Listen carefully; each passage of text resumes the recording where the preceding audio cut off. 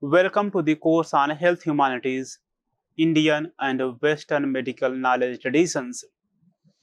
This is lecture number 20, which is on Politics of Western Medical Practice.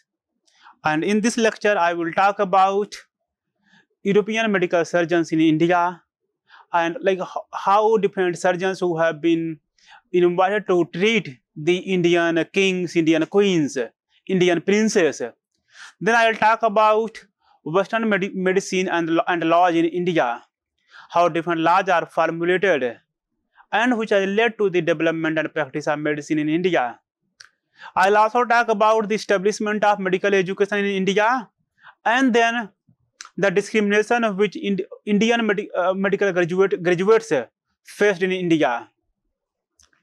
I'll talk about Indian graduates in Western medicine in India and their discrimination. Further, I will talk about two reports. One is the report of the Economic Commission of 1919, and another one is the report of Professor W.J. Simpson. In this way, I will focus upon different medical traditions, different notions of medical practices, different forms of medical practices, different types of medical practices, which the British government is having in India. And then how medical education in India has been introduced, promoted, and then also segregated. So let us talk about this in detail. When we think about European surgeons in India, let us think about a line which Milton wrote in his Paradise Lost book 11. And Milton says, to Agra and Lahore of great Mughal. Though this line is in different context, but it shows that the European surgeons were having their presence across India, from Agra, Delhi, Lahore, all across India. What I like to talk about in this lecture, that in the beginning there were a number of European surgeons, a number of European medical practitioners who are being invited to India, but with the passage of time, we have a large number of Indian surgeons, doctors who are going abroad and treating the people worldwide.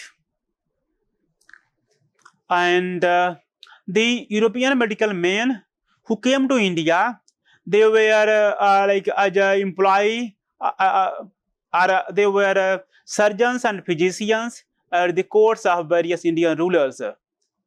So what we find over here, though that there are people who boast of Indian medical systems, but most of them were having the physicians and surgeons from abroad. This is about the Mughal rulers. This is about the foreign rulers who were ruling India. This is also about the case with some of the Indian rulers, Indian native kings and queens. And the medical men who came to India, they were from Britain, France, Italy, Holland, Venice, and many other countries. Some of the names which I have brought over here are like Francois Bernier, who was in the service of Prince Darasiko, who was the eldest son of Shah Jahan. And then he also served different royals from Surat, from Delhi to Lahore. Then there's a person called Nicholas Manucci.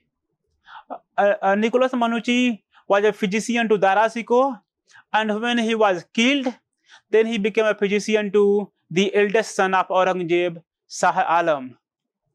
There's Louis Baikao, who was a physician of Raja Jai Singh.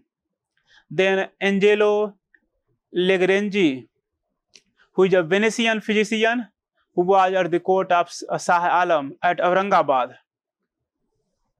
Then Francois de la Paz, a French physician who was in Mughal court. Then Claudius Mail, who is surgeon to the governor of Allahabad. And then Monsieur Stremon, who was surgeon to the king of Golconda.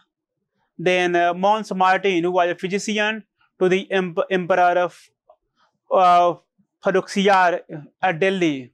So what we notice over here, that in 16th and 17th, 18th century, we have a large number of British medical practitioners and British medical surgeons who are called in India to treat the people who are coming from royal family, those who are having money, or those who are having some kind of noble positions, those who are rulers. But the poor people are left to die. They have no access to the Western medical system. And to actually promote the Western medical system to the Indian people, there were certain laws which were introduced then. And these laws are Bengal Medical Service, which was introduced in 1763. However, it was solely limited to the services to the British military and the white civilian population. So the law was passed to help the Indian people, but it was only taking care of the British military and the British officials. In 1764, a new law was passed. It was called Indian Medical Service. So Indian Medical Service Act was confined to Indian Army, who are available for the sake of British soldiers or for the British government and some indigenous populations. So we have doctors who are treating only the British officials and British Army, and then some doctors who are treating Indian Army, who are fighting for British government.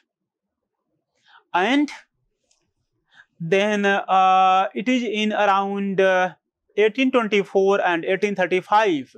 Between this period, there was a new establishment.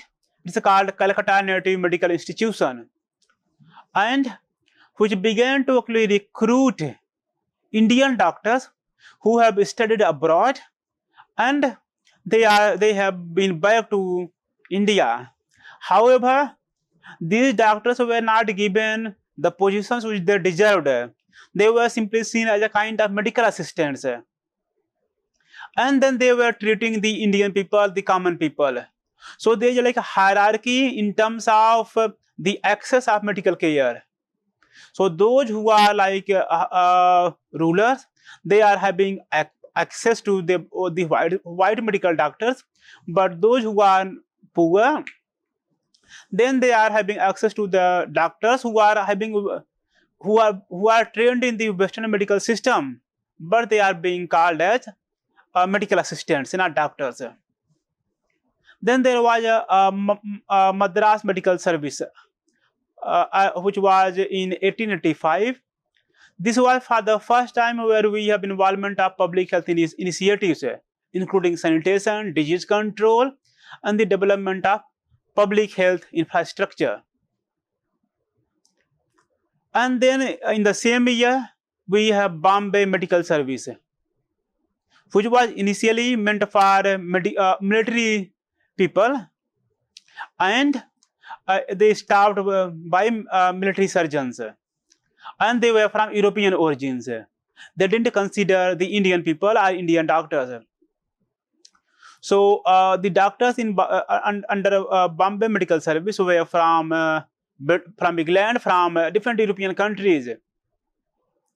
Later on, they trained Indian doctors, and they trained them at Calcutta Medical College, which was part of Indian medical system. But they were seen as subordinate to the military medical roles, or they were seen as assistant civil surgeons. So when Indian doctors were trained, they were subordinate, they were assistants. So we have a certain laws which were there to help Indian people, but it is those Indian people who are helping the British government. And then in 1835, there was establishment of Calcutta Medical College. and this is the first institution which was explicitly meant for training the Indian boys, young males, irrespective of their caste. So it was the Calcutta Medical College was training the Indian people, Indian students in the Western medicine, and so far so it looks good. And in 1846, London Royal College of Surgeons recognized the qualifications from Calcutta Medical College. So London Royal College of Surgeons recognized that the degree of Calcutta Medical College is valid. They are adhering to the proper norms of medical education. And so this is a kind of new advancement in the teaching of medical practices, teaching of Western medical practices in India. In 1857, this is the year of the Great Indian Mutiny. This is the year in which London Royal College confirmed Calcutta Medical College as the status of university. So Calcutta Medical College became a university of medical teachings, and then they introduced the courses as per the norms of British government, as per the norms of medical degrees in UK, and then they had courses on licentiate in medicine and surgery, bachelor in medicine, and doctor of medicine. So they recognized that the degrees of students who are studying at Calcutta Medical College, now a university, are equal to the degrees which are given at England. And the system of medical education which was introduced in Calcutta, it was followed elsewhere in India, like Bengal, in Mumbai, in Madras, and many other places. So in 1842, Madras Medical College was established, and the purpose was to train the Indian students in the Western medical system. Then in 1845, Grant Medical College in Bombay was established. And this is the college which has sent a large number of doctors in Kenya, which is almost double of the British doctors. Then in 1860, based upon Calcutta Medical College, Lahore Medical School was established, which is also known as King Edward Medical School. So we have different medical schools, medical universities in India, which was based upon the British medical system, which are giving degrees as per the British medical norms. But the people who are getting degrees from Indian colleges and universities, they are not given any kind of titles for their degrees, for their medical practices. And so they are not called like medical officers, doctors. They are not properly titled. Why there is this kind of difference? The difference is that white doctors have some kind of racial superiority over Indian doctors. They believed that they are more knowledgeable, they are more intelligent, they are more scientific in their treatment over the Indian doctors. And Indian doctors, though they have degree as per the British norms, as per the medical norms of UK, but they are not competent. So they began to discriminate against the Indian doctors who have been studying, who have got their degrees in India. So the LMAS or MD degree holders were never permitted for the post of medical officers. Instead, Indian medical graduates, the Indian students who got their degree in India in the British medical system, They are called assistant surgeons or hospital assistants under the British government, under British medical services. In this way, they were denigrating the services of Indian medical graduates. And this denigration is embedded in the idea of racial superiority.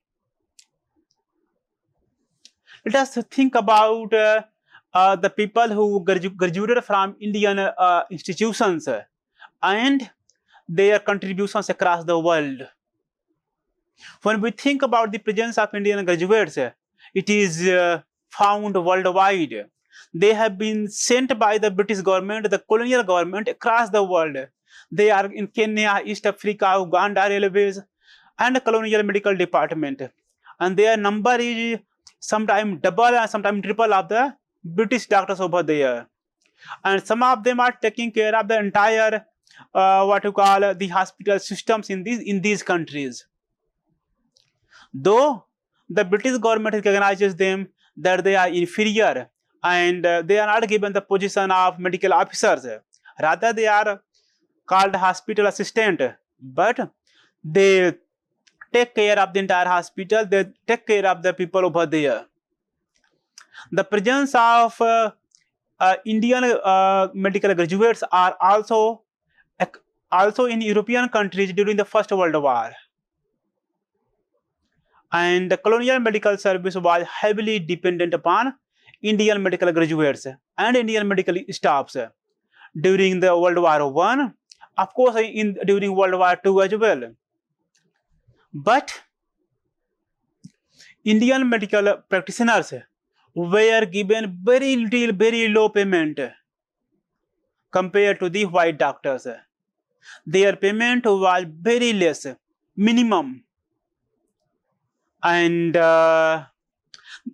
further, the Indian doctors had no traveling allowance.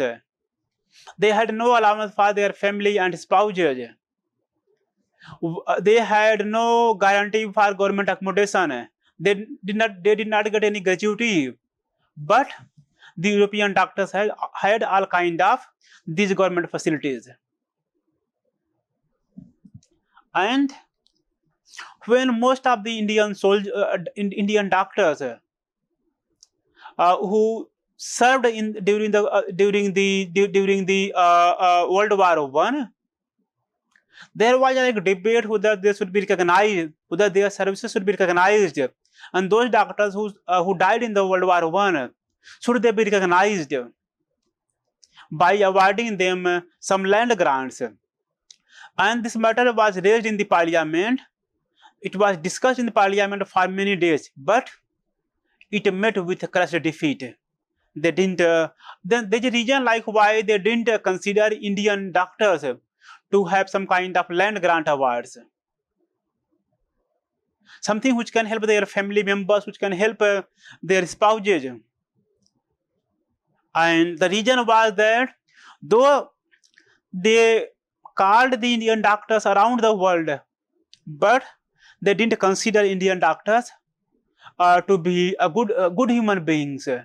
They didn't consider Indian doctors as someone who are what you call the doctors of character. So they brought certain kind of what you call blame against Indian doctors, and then they deprived them from all kind of grants, all kind of government aids. And the report of the Economic Commission of 1919 writes, physically, the Indian is not a wholesome influence because of his incurable repugnance to sanitation and hygiene.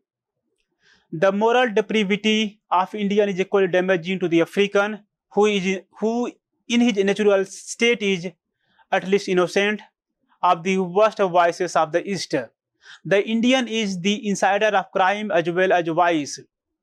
The presence of the Indian in this country is quite obviously inimical to the moral and physical welfare and the economic advancement of the native. So the report states that Indian people are dirty, they don't maintain sanitation and hygiene, Indian people, Indian doctors like ethics and morality, which will destroy the African society. And Indian doctors are inciters of crime, and they are inimical to the moral and physical welfare of economic advancement of the native. So they will not help in the economic advancement. So this is a very racial kind of statement against Indian doctors who are practicing Western medicine. Then there is a report by Professor W.J. Simpson, which came in 1915, a few years before the previous report. Simpson was a member of the advisory committee on tropical medicine, and he gave a very unambiguous support for racial segregation, which became an official justification for colonial health policies. So most of the colonial health policies were shaped by the report of Professor W.J. Simpson. And in this report, Simpson writes, lack of control over buildings, streets, and lanes, and over the general growth and development of towns and trade centers in East Africa and Uganda, combined with the intermingling in the same quarter of town and trade centers of race with different customs and habits, accounts for many of the insanitary conditions in them and for the extension of disease from one race to another. Which means that if they live together, there will be like transmission of disease from one race to another. Also, the disease to which the different races are respectively liable are readily transferable to the European and vice versa. A result especially liable to occur when their dwellings are near to each other. It is absolutely essential that in every town and trade center, the town planning should provide well-defined and separate quarters or wards for Europeans, Asiatics, Africans, and there should be